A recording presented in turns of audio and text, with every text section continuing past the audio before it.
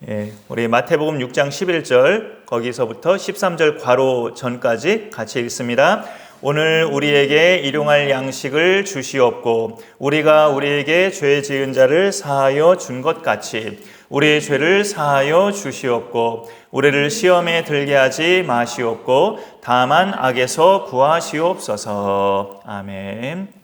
기독교 이단 중에 오늘날은 저 건너편에는 하나님의 교회나 신천지나 그런 두드러진 이단도 있지만 또 초대교회 시절에는 영지주의라는 그런 이단이 있었습니다. 간단히 말씀드리자면 영은 선하고 육은 악하다라는 그런 의미에 주장하는 이단 집단이에요. 그들의 더 근본적인 주장은 뭐냐면 애당초 신이 창조한 것은 영혼이지 육신을 짓지 않으셨다. 육신은 악마가 지은 것이다 라는 주장이에요. 아주 터무니없는 주장이죠. 그래서 사람마다 그들이 말하는 구원은 자신들의 영혼이 이 몸이라는 감옥에 갇혀 있어서 고통당하고 있다. 이 몸뚱이에서 영혼을 탈출시키는 것이 진짜 구원이다 라는 그런 주장을 합니다. 그거는 사실 성경적으로 볼 때 우리가 육신의 생명이 끊어지면 그렇게 되죠. 육신의 생명이 다해지면 영혼이 그 몸에서 탈출해서 예수님 믿은 자는 하나님께로, 믿지 않은 자는 영벌에 그렇게 처해지는 것을 우리가 보게 됩니다. 이 영지주의는 당연히 결정적으로 뭘 안 믿냐면 예수가 사람으로, 예수가 몸을 입고 이 땅에 오셨다는 사실을 당연히 부인합니다. 육은 악하다고 생각하니까 어떻게 하나님이 악한 육신을 입고 이 세상에 오실 수가 있느냐, 말도 안 되는 소리다라고 주장하는 그런 집단이죠. 그런데 성경은요, 하나님이 사람을 지으실 때 분명히 육체적인 부분도 하나님이 지으셨음을 선명하게 말씀합니다. 영적인 존재로도 물론 지으셨지만 육신을 가지도록 지으신 것도 하나님이 하셨다고요. 여호와 하나님이 땅의 흙으로 사람을 지으시고 생기를 그 코에 불어넣으시니 사람이 생령이 되니라. 창세기 2장 7절이에요. 생기를 코에 불어넣으셔서 생령이 됐다는 것은 사람이 영적인 존재가 됐다는 것을 알려주는 거고요. 그 앞에 흙으로 사람을 지으셨다라는 부분은 사람에게 분명히 육체가 있다는 거고 그 육체를 하나님이 지으셨다는 걸 분명하게 말씀하고 있어요. 하나님이 사람을 그렇게 지으셨기 때문에 우리는 이 땅에서 사는 동안에 이 육신, 몸뚱이를 가지고 우리는 살아가고 있죠. 우리의 몸이 오늘 이렇게 3층 계단으로까지 올라온 거예요. 우리의 영혼도 같이 몸 안에 들어있지만, 그러니 우리가 이 땅에 사는 동안은 당연히 육의 양식이 날마다 필요합니다. 오늘도 아침 드시고 오신 분들 계시고 이따가 또 우리가 점심도 먹고 그러잖아요. 육의 양식이 이 땅에 사는 동안에는 반드시 필요해요. 그래서 예수님은 기도를 가르쳐 주실 때 하나님의 나라가 임하기를 기도하는 것을 먼저 가르쳐 주시고 그 다음에 우리의 필요한 것을, 우리의 일상에서 필요한 것을 또 구하라고 말씀하시는 거예요. 오늘 말씀 11절에서 오늘 우리에게 일용할 양식을 주시옵고 그렇게 기도하라고 말씀하시는 거죠. 그런데 이게 6장이잖아요. 같은 6장에 사실 또 이런 말씀도 있어요. 같은 6장에 31절에 보면 제가 읽어볼게요. 그러므로 염려하여 이르기를 무엇을 먹을까? 무엇을 마실까? 무엇을 입을까? 하지 말라. 32절에 이는 다 이방인들이 구하는 것이라 너희 하늘 아버지께서 이 모든 것이 너희에게 있어야 할 줄을 아시느니라. 이렇게 되어 있습니다. 그러니까 이 31절, 31절을 보면 우리가 날마다 먹어야 할 것, 입을 거를 필요한 줄을 나보다 하나님이 더 잘 아셔서 잘 적절하게 주신다라는 거예요. 그러면은 우리가 생각할 때 이게 좀 신앙생활에 게을러질 수 있는 그런 생각인데요. 하나님이 다 아신다면 하나님이 알아서 주실 건데 우리가 뭐 굳이 기도할 필요가 있나요? 할 수도 있잖아요. 그런데 주님 말씀은 그래도 구하라는 거예요. 에스겔서에도 그렇게 말씀하는 부분이 있죠. 하나님이 말씀하셨으니 이루리라. 그러나 너희가 구하여야 할 것이니라. 그런 말씀이 있어요. 여기 마태복음 6장도 그런 맥락에서 우리가 이해할 수 있습니다. 우리의 날마다 먹을 것, 입을 것, 쓸 것을 하나님이 더 잘 아셔서 공급해 주시지만 그래도 우리가 그분에게 구해야 된다고도 예수님도 말씀하시는 거예요. 우리가 밥 먹고 사는 것에 대해서 뭐 누구나 다 그렇게 살지 않나요? 대한민국은 5천만 국민이 다 이제 가난에서는 면해졌으니까 가난한 사람도 쌀은 다 받고 기초생활수급자도 다 저 구청에 그 주민센터 가면 다 쌀 주고 하는데 못 먹고 사는 사람 어디 있어요? 요즘에 다 먹고는 살지. 그렇게 당연한 듯이 우리가 생각할 수 있지만 하루하루 생계 유지하는 것도요, 하나님의 은혜가 거두어지면 그것도 장담할 수 없는 일이에요. 하루하루 우리가 먹고 사는 일도 우리 일상사에도 하나님의 은혜가 임하기 때문에 우리가 일하는 직장도 돌아가는 거고 우리가 돈도 벌 수 있는 거고 먹고 살아가는 것이지, 하나님의 은혜가 거두어지면 그 모든 것은 멈춰지고 마비가 됩니다. 그러니까 우리가 먹고 사는 것도 내가 땀 흘려 일해서 내가 돈 벌어서 먹고 사는 거지 뭐 그게 하나님의 은혜야 이렇게 말할 것이 아니라, 그렇게 나를 돈 벌게 하시는 분, 그 직장을 돌아가게 하시는 분이 하나님이심을 우리가 기억해야 되고 그렇게 믿어야 되는 거죠. 오늘 말씀의 표현은 하나님께 그 양식을 구하라는 건데, 주목할 것은 일용할 양식이고요, 더 주목할 것은 11절 제일 처음에 오늘이라는 말이에요. 오늘 우리에게 일용할 양식을 달라고 기도하라고. 그러니까 일주일치, 한 달치가 아니라 오늘 오늘 필요한 일용할 양식을 달라는 기도를 하라는 거예요. 마치 이스라엘 자손이 그 옛날에 40년 광야 생활을 할 때 매일같이 하나님께서 그날 하루아침에 필요한 만나와 메추라기를 하늘에서 그날 필요한 것만 내려주셨던 것처럼, 지금도 우리에게 그런 하루하루 필요한 일용할 양식을 주옵소서, 그렇게 구하라는 거죠. 성경은 구약 성경도 그렇고 신약 성경도 그렇고 사람이 먹고 사는 일을 중요하다고 말씀해요. 먹고 사는 일이 중요하다고. 그런데 그거 못지않게 중요한 것을 또 말씀하는데, 왜 우리가 먹어야 하는지, 왜 먹고 살아야 하는지 그 동기와 목적도 성경은 말씀하고 있어요. 그런즉 너희가 먹든지 마시든지 무엇을 하든지 다 하나님의 영광을 위하여 하라. 고린도전서 10장 31절이죠. 우리는 먹고 살아야 되는 이유가 하나님 영광을 위해서라고 성경이 분명하게 말씀합니다. 하나님 안 믿는 일반 세상 사람들은 먹고 살아야 하니까 먹지만, 하나님 믿는 우리는 하나님의 영광을 위해서 먹고 사는 거라고 가르쳐 주는 거예요. 그 하나님 영광을 위한 게 뭡니까? 나를 만드시고 나를 죄에서 구원하신 하나님 생각하면서 먹고 마시는 거고, 나를 그렇게 구원하신 하나님, 내 삶에서 그러니 그 하나님을 드러내고 내가 그 하나님을 드높이기 위해서 나는 먹고 살아야 된다는 거죠. 먹어야 힘이 있잖아요. 육신이 있으니까 아직은 먹어야 우리가 힘이 나죠. 그 힘 나는 거 가지고 우리가 내가 믿는 하나님을 드러내면서 사는 것이 하나님 영광 위해서 사는 겁니다. 우리는 그렇게 살아야지, 그렇게 살지 않으면 우리도 똑같이 욕심 부리며 살게 돼요. 먹고 사는 일을 하나님 영광 때문에 하지 않으면 일용할 양식만 구하는 게 아니고 평생 먹을 거를 한꺼번에 챙기려고 욕심을 부리게 됩니다.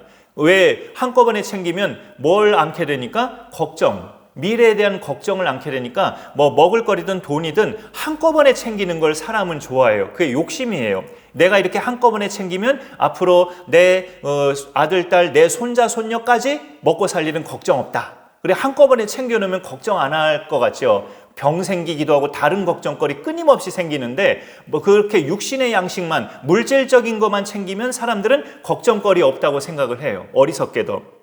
그런데 사람이 또 걱정거리가 없이 살면 하나님을 바라보고 하나님을 의지하면서 과연 살까요? 그런 것도 의문이죠. 과연 사람이 아직도 우리가 예수 믿어도 우리 속에는 죄성이라는 게 있는데, 우리 안에 걱정거리가 아무것도 없으면 교회도 걱정거리가 없고 먹고 사는 일도 걱정거리가 없고 육신도 늘 병에 안 걸리고 건강하고, 그렇게 걱정거리 없으면 하나님을 의지하겠느냐 말이에요. 하나님 앞에 엎드려서 눈물로 기도하겠느냐 말이에요. 안 그럴 거예요. 교회 다닌다 해도 형식적으로 다니게 될 거고, 예수님 믿는다 해도 안 믿는 사람과 다를 바 없이 그냥 물질적인 것을 하나님으로 섬기면서 살아가게 될 겁니다. 물론 성경에는 염려하지 말라는 말씀이 있어요. 염려하지 말라는 말씀이 있지만, 그거는 너희가 먹을 거를 한꺼번에 챙겨서 염려거리를 하지 말라는 그런 뜻은 아니죠. 절대. 그런 일이 아직까지 계속 그렇게 이루어져야 되지만 하나님께 맡기고 그분을 신뢰하라는 의미죠. 너희 염려를 주께 맡기라. 아무것도 염려하지 말고 오직 기도와 간구로 너희 구할 것을 감사함으로 하나님께 아뢰라. 이러는 것은 정말로 염려거리가 없어서 그런 것은 아니잖아요. 내년에 2025년도에 우리 교회의 앞날을 우리는 잘 모르잖아요. 이렇게 사랑의 후원이 있고 성도님들이 애써서 최대한 헌금을 하시고 해서 이렇게 운영이 되고 있지만 또 내년 일은 내년 일이거든요.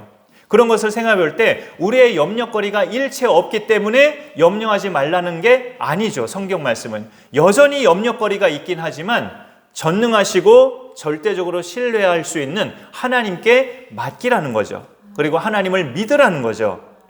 사람마다 1차적으로 해결돼야 되는 것은 먹는 것과 마시는 거예요. 그게 1차적으로 해결이 돼야 그 다음을 할 수 있죠. 솔직히 그걸 공급해 주시는 이가 하나님이심을 믿고 오늘 내일과 모레도 아니고 1년 뒤도 아니고 한 달 뒤도 아니고 오늘 그날 필요한 양식을 구하라고, 그래야 욕심 부리지 않고 산다는 것을 예수님은 알려주시는 거예요. 그래 일용할 양식을 구하고 주신 것에 감사하고 하나님 영광을 위해서 먹고 이렇게 살아가면 만족과 감사, 평안, 기쁨을 우리가 누리면서 살아갈 수 있음을 알려주십니다. 우리의 필요한 기도 두 번째 기도는 우리의 죄를 용서해 달라는 기도입니다. 12절에 넘어가서 우리가 우리에게 죄 지은 자를 사하여 준 것 같이 우리 죄를 사하여 주시옵고, 이런 말씀이 있어요. 하나님께 내 죄를 용서받는 일이 매일같이 필요하다는 거예요. 우리가 천국 가기 전까지는 늘 본성은 또 죄인이기 때문에 매일매일 우리는 죄를 용서받아야 돼요.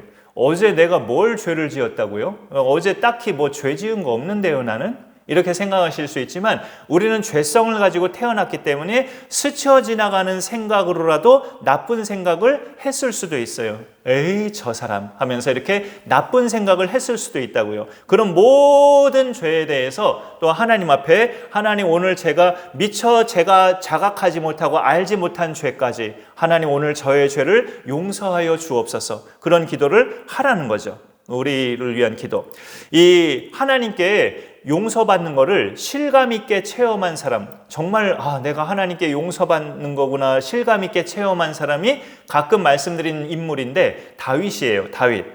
그 멀쩡한 유부녀 바세바를 자기 아내로 빼앗고 그 남편은 전쟁터에서 죽게 만들었고 아주 무지막지한 죄를 지은 사람이잖아요. 한순간에 하나님이 나단 선지자 보내서 다윗의 죄를 지적하셨는데 그 즉시 다윗이 자기 죄를 하나님께 자백하죠. 내가 여호와께 죄를 범하였노라 하면서 나단 선지자가 듣는 데서 하나님께 죄를 자백해요. 그러자 나단이 선포합니다. 여호와께서도 당신의 죄를 사하셨나니 라고 선포해요. 그 다윗 왕 앞에. 그런데 죄의 대가는 혹독하게 치르죠. 아들이 죽기도 하고 대가는 아주 혹독하게 치러요. 그렇지만 하나님께서 당신의 죄를 사하셨나니라고 선포는 해요. 선지자가.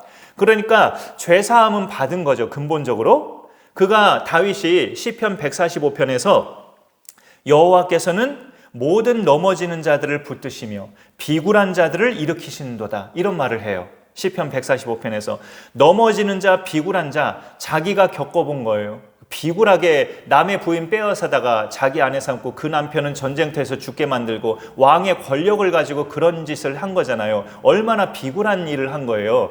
그런데 하나님은 비굴한 자를 일으키시는도다. 그가 시편 145편에서 그런 말을 고백한단 말이죠.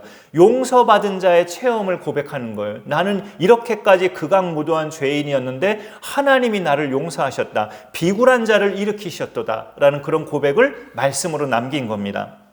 용서받은 체험을 해본 다윗은 그 아들 압살롬이 반역했을 때도 압살롬을 용서하지 못하는 그런 흔적이 성경에 없어요. 그리고 압살롬의 반역으로 비참하게 도망자 신세가 됐을 때 그 다윗을 아주 신랄하게 욕한 사람이 있어요. 그 앞에 사울 왕과 똑같은 베냐민 지파의 시므이라는 사람이 있는데 다윗을 아주 손가락질하면서 저 저주받을 놈 하면서 굉장히 아주 신랄하게 욕을 해요. 그러자 그 옆에 신하가 저놈을 내가 쳐서 베버리겠습니다 이렇게 말하니까 다윗이 놔두라고 하죠. 하나님이 저 입을 통해서 나를 저주하심이니 내가 어찌 저 사람 죽이겠느냐, 놔둬라, 하나님이 나를 저주하시는 거다 하면서 시므이를 해치지 않아요. 다윗이. 그런 것을 볼 때 용서받은 자의 그런 체험인 거죠. 하나님께 용서받아 본 자만 다른 사람을 용서할 수가 있어요. 우리 죄를 용서해 달라는 기도, 오늘 12절에 있는 걸 자세히 보시면 우리가 우리에게 죄 지은 자를 사하여 준 것 같이, 내가 남의 죄를 용서해 준 것처럼 하나님 나의 죄도 용서해 주옵소서. 뭔가 순서가 뒤바뀐 것 같은데 이렇게 기도하라고 예수님은 알려주는 겁니다. 너 하나님 앞에 죄 용서받고 싶어? 그럼 네가 용서하지 못한 사람 네가 먼저 용서해야 돼. 이런 말씀을 예수님이 알려주시는 거죠. 우리가 그렇게 할 수 있나? 제가 어떻게 그렇게 해요? 저는 사람인데 이렇게 하나님 앞에, 예수님 앞에 변명할 수 있나? 이미 우리는 1만 달란트라는, 마태복음 18장의 비유에 나오는 1만 달란트라는 어마어마한 죄값을 그 예수님의 피로 용서받았잖아요. 그 예수님을 우리가 믿는다는 것은 그 예수님이 십자가에서 흘린 피로 그런 1만 달란트의 어마어마한 우리의 더러운 죄값을 이미 예수님이 치러주셔서 우리는 이미 죄 용서를 근본적으로 받았다는 거예요. 그렇게 근본적인 죄를 용서받은 사람은 다른 사람의 죄를 용서해 주는 것에 인색하지 말아야 된다는 것을 알려주는 게 오늘 12절 말씀입니다. 근데 솔직히 사실 잘 안 되죠.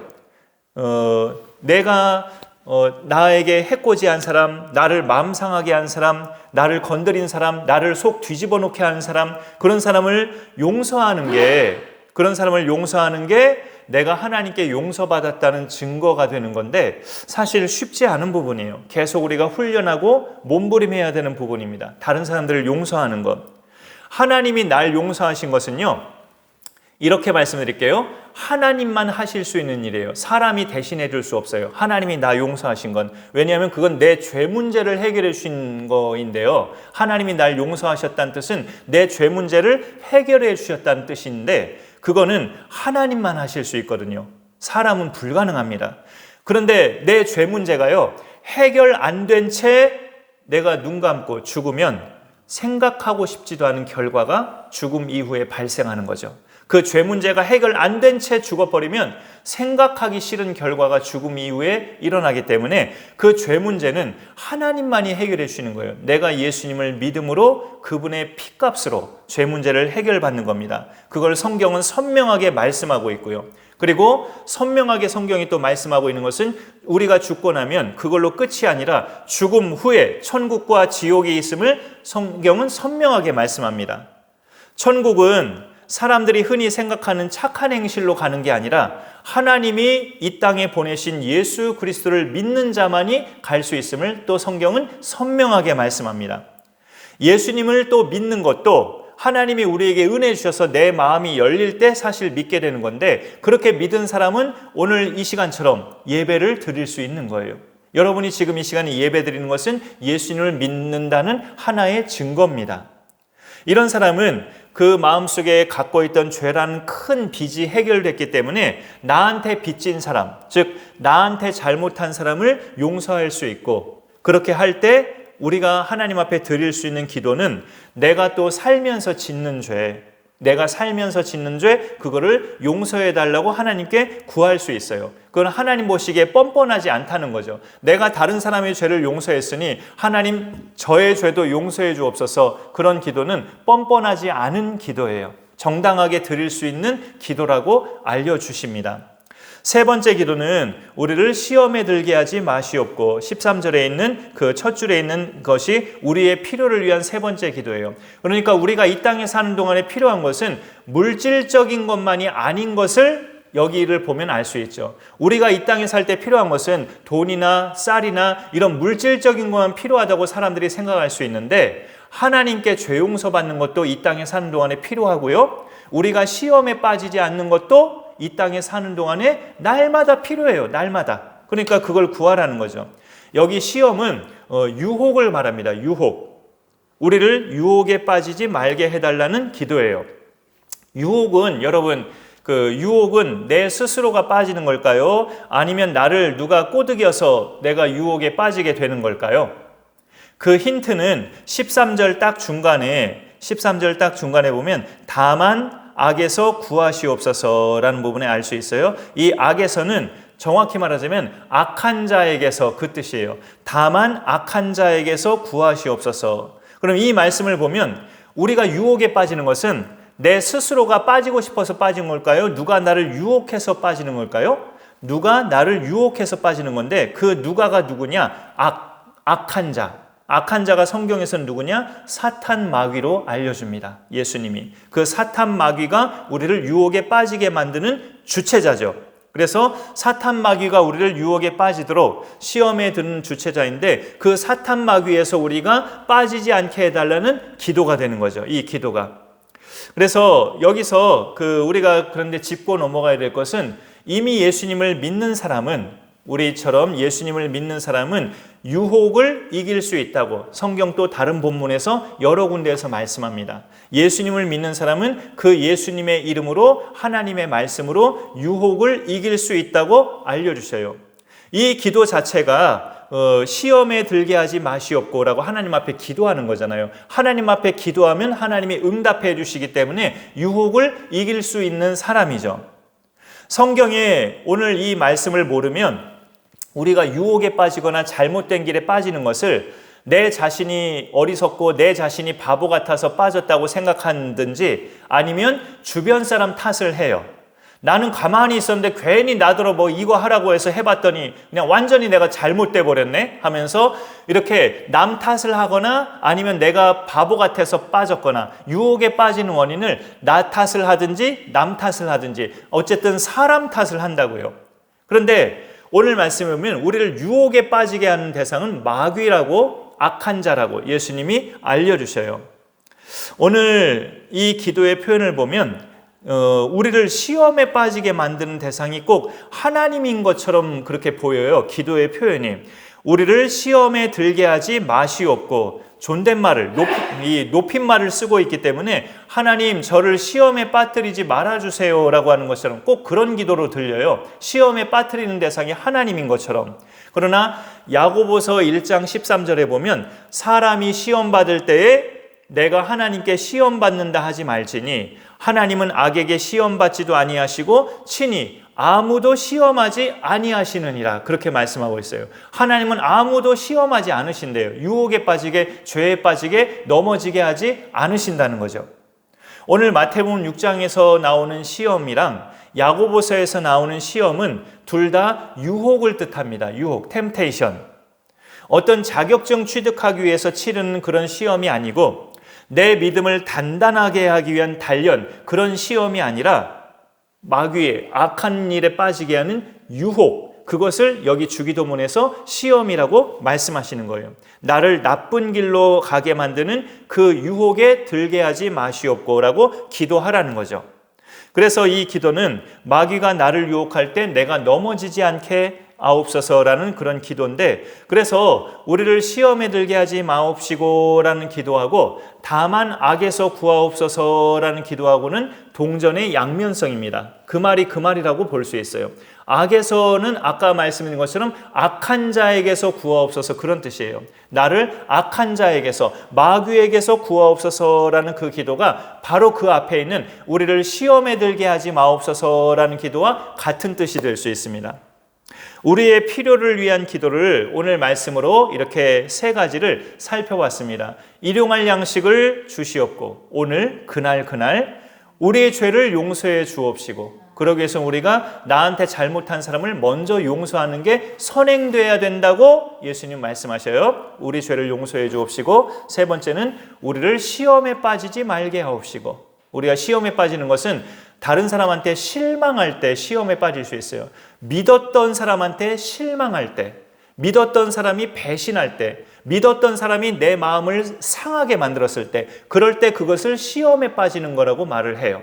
그렇게 우리가 시험에 빠지지 말게 하옵시고라고도 기도하라고 예수님 말씀하십니다. 그러면은 그럴 일이 이 세상에서 내가 사는 동안에 한 건도 생기지 않게 하옵소서라는 기도일까요? 그게? 나를 시험에 빠지고 나를 맘상하게 하는 사람이 아무도 내 주변에는 없게 하옵소서라는 기도일까요? 그런 기도는 아니죠. 그런 경우는 없어요. 이 땅에 사는 동안에는 내 주변에서 날 맘상하게 할 만한 사람은 계속 발생할 수 있고요. 그 다음에 바꿔 말해서 내가 다른 사람 마음 상하게 하는 경우도 숱하게 많을 수 있어요. 내 배우자한테, 내 부모님한테, 내 자식들한테, 교회 성도들한테 나도 마음 상하게 할 경우가 많이 있을 수 있다고요. 그러니까 내 주변에 나를 마음 상하게 할 사람은 한 명도 없게 하옵소서, 그런 기도가 아니고 그런 일이 발생할 때마다 내 마음을 붙잡아 주셔서 내가 시험에 빠지지 않게 하옵소서라는 기도죠. 사람을 통해서 그렇게 상처받게 만들고 주고받게 만들고 이간질시키는 것이 마귀가 잘하는 거기 때문에 시험에 들게 하지 마옵시고 악에서 구해달라는 것은 같은 뜻의 기도입니다. 그 악한 자 마귀의 유혹에 빠지지 말게 하시고 그 악한 자 마귀에게서 내가 온전히 벗어나게 하옵소서. 이런 기도가 세 번째 우리의 필요를 위한 기도예요. 이 땅에서 우리의 필요한 것은 먹을 양식뿐만 아니라 죄를 용서받는 것도 반드시 필요하고 시험에 빠지지 않는 것도 반드시 날마다 필요하기 때문에 이렇게 예수님은 이걸 기도하라고 우리에게 알려주십니다. 이런 기도가 우리 삶에 날마다 드려져서 믿음의 승리자로 앞으로도 멋지게 살아가면서 하나님 영광 위에서 아름답게 살아갈 수 있는 우리 모두가 되기를 간절히 소망합니다. 제가 기도하겠습니다. 하나님 감사합니다. 오늘도 오신 분들과 이렇게 예배의 자리에 함께 하시면서 기도하게 하시니 또 말씀을 나누게 하시니 감사드립니다. 주기도문에서 하나님의 나라를 위한 근본적인 또 기도 제목에 이어서 우리가 이 땅에 사는 동안에 필요한 것들을 구하라고 또 예수님이 인간의 형편을 또 헤아리시는 그런 기도 제목도 알려주신 것을 생각할 때 참으로 감사드립니다. 이 땅에 사는 동안에 우리가 몸을 가지고 살기 때문에 먹을 양식이 필요하고 마실 물이 필요하고 잠잘 집이 필요한데 그것도 하나님께 구하라고 말씀하여 주신 것을 우리가 보게 됩니다. 또 이 땅에 사는 동안에 날마다 우리가 나도 모르는 사이에 생각으로나 말로라도 우리가 죄를 지었기 때문에 우리 죄를 용서해 달라고도 기도하라고 알려주시고 마귀가 들끓는 믿는 자들을 매 순간마다 유혹하기 때문에 시험에 들게 하지 말라는 기도도 하라고 예수님이 이렇게 알려주십니다. 이 알려주심에 따라 우리가 겸손하게 주님이 알려주신 대로 우리가 그렇게 기도하며 믿음의 승리자로 살아가게 하여 주옵소서. 감사드리며 예수님의 이름으로 기도 올리옵나이다. 아멘. 멈춰도 되죠? 오늘 또 이렇게 수요 예배 오신 분들 주님의 이름으로 축복하며 감사드립니다.